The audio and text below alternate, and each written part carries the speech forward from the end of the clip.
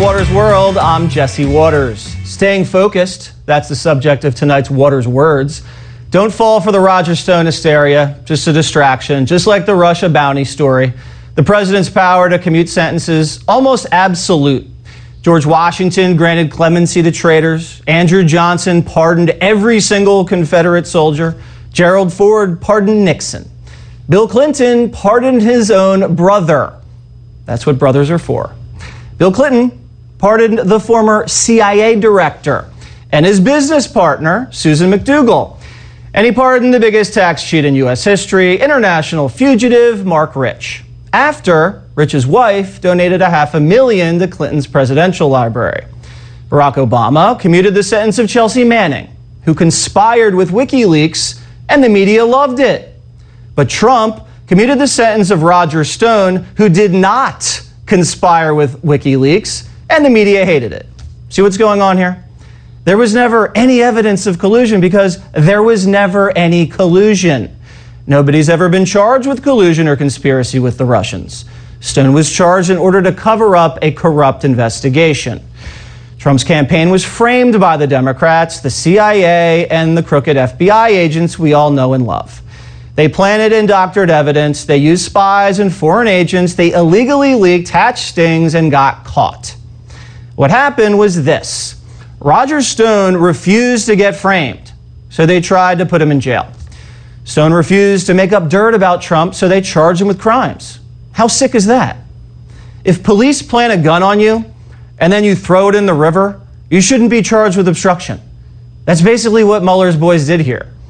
Stone should have just acid washed his hard drive like Hillary, right?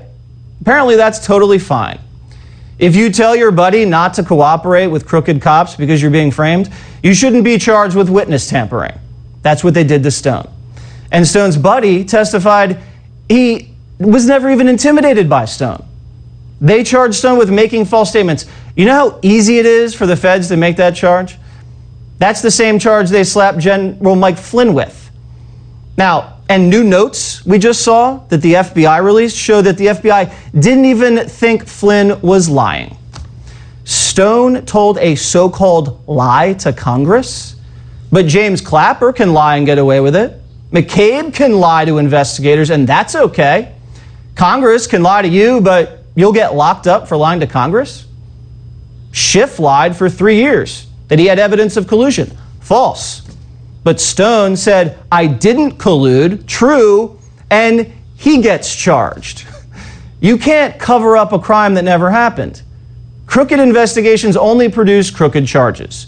You can't frame innocent people, investigate them for crimes they didn't commit, and then lock them up when they refuse to go along with your show trial.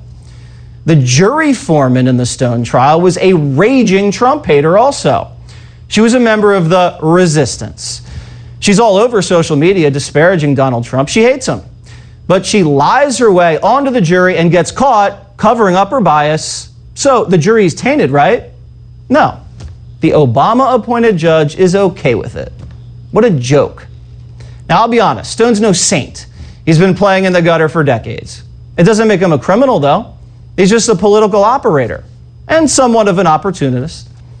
There's guys like Stone all over the political world, on the left and on the right. Hillary paid a foreign operative millions to interfere in the election and smear Trump with Russian disinformation.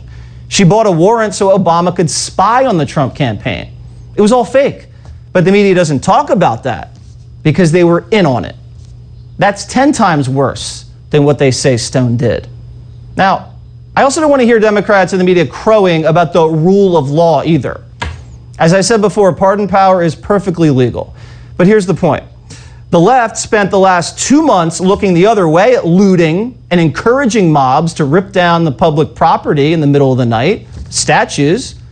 The left let radicals create their own country in the middle of Seattle and didn't make a move on it until after 2 black Americans were murdered.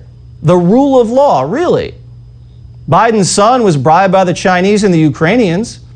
The Saudis were sending Clinton's foundation millions. Then they murdered someone in their embassy. Did Hillary send the money back? Did Comey uphold the rule of law when the FBI doctored evidence to illegally spy on the Trump campaign? A Mexican national can illegally cross the border, commit a crime in San Francisco, and the city won't let ICE pick him up and deport him. That's respecting the rule of law? The Democrats believe in mob rule, not the rule of law. That's why they're waging a war on the First and the Second Amendments. That's why, when they tried to impeach the president, they jumped over the judicial system and rushed their case to the Senate instead. The media wants an old man to catch COVID-19 in prison and die behind bars? Really? They want hardcore felons sprung from jail so they don't get sick, but want a Republican with no prior record to rot and drop dead. The left's just mad because Trump sniffed out their witch hunt and stopped it. These were process crimes in a baseless and politically motivated investigation. This was a dirty tricks hit job on Trump because he was a threat to their power. They tried to criminalize the movement because it put America first. The movement put the people over the politicians. The swamp's going after Trump because they're really going after you, the voters, because you put them there. Trump represents change, the change you voted for. Getting out of Syria, rebuilding America instead of Afghanistan, putting a stop to the Germans ripping us off, challenging the Chinese government thieves, shredding the dumb climate and trade deals, securing the border for American workers and keeping judges out of our business and politicians' hands out of our pockets. Stone's small potatoes compared to the stakes of the election. Free Stone, free Flynn, let Durham indict some bad guys, but we have to stop looking in the rear view mirror. The election is less than 4 months away. There's only 3 issues: jobs, China, and Biden, a dangerous buffoon who's going to destroy everything Americans have been working towards. Trump is the jobs president. Biden is the mob president. Trump was elected because he was a businessman who was looking out for the working man after the Obama-Biden regime let foreign nations and illegal immigrants steal jobs. Good-paying jobs, especially manufacturing jobs, were roaring back until the Chinese communists let the virus escape out of Wuhan into the world. The Chinese government lied, covered it up, hoarded masks, gouged us, and then blamed us. Trump needs to confront China and rally the country around Made in the USA and hold the communists accountable. Bringing factories out of China and back to the Americas puts the foreign policy and the economic policy together. Protecting America from COVID-19 and punishing the source keeps Americans safe and focused. And now it's time to define Biden. He's a fool who can't be trusted with power. He's been a Washington politician his whole life and put America last during the Cold War and the War on Terror. He let China and the Europeans eat our lunch while the forgotten men and women suffered. He never protected us from criminal illegals or ISIS, and he doesn't have the spine to stand up to the Bernie Bros, AOC, Pelosi, Antifa, or the mob. Biden's an economic illiterate who lets lobbyists and the globalists write the rules and rig the game. Even his family members take advantage of Joe because he's an easy mark. But don't let folksy good old Joe fool you. It's just a slick sales job by the pros.